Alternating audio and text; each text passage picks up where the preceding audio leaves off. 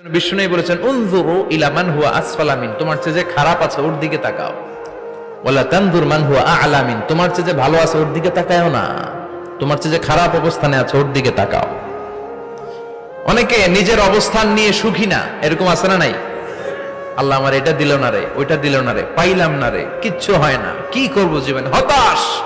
আসলে আছে কিন্তু অনেক, কিন্তু শুকরিয়া নাই, ডাকাত, ঠিক কি না? নিজের অবস্থান নিয়ে সুখী না, কিন্তু অনেক লোক আছে তারা আপনার অবস্থানে পৌঁছতে চায়।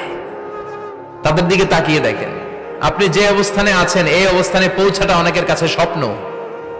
তারা প্রতিনিয়ত সংগ্রাম আর স্ট্রাগল করে যাচ্ছে আপনার অবস্থানে পৌঁছতে, আর আপনি এটা নিয়ে সন্তুষ্ট না।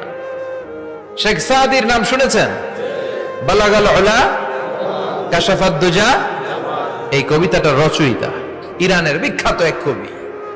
উনি একবার আর্থিক সমস্যার মধ্যে দিয়ে সময় কাটাচ্ছেন, টাকা নাই, পয়সা নাই, পায়ে দেওয়ার মতো জুতা নাই। উনি খুব দুঃখ পেলেন, হায় রে, আমি ইরানের এত বড় কবি, আমার পায়ে দেওয়ার মতো জুতা নাই। দুঃখ ভরা মন নিয়ে রাস্তায় হাঁটতে বেরোলেন। হাঁটতে হাঁটতে হঠাৎ দেখলেন একটা লোক শুয়ে শুয়ে কাঁদছে, ওই লোকটার দুইটা পাই নাই, পাই নাই। উনি সেজদায় পড়ে গেলেন, আল্লাহর কাছে ক্ষমা চাইলেন, আল্লাহ অনেক দিয়েছো, শুকর আলহামদুলিল্লাহ। এজন্য যেই পরিস্থিতিতেই থাকি না কেন আমরা কি পড়বো? জোরে বলেন, কি পড়বো? এজন্য কানাতু মিনাল ইসলাম, অল্পে তুষ্ট থাকার নাম হলো ইসলাম। সম্পদ লাগবে কিন্তু সম্পদের পাহাড় লাগবে না, ঠিক কি না?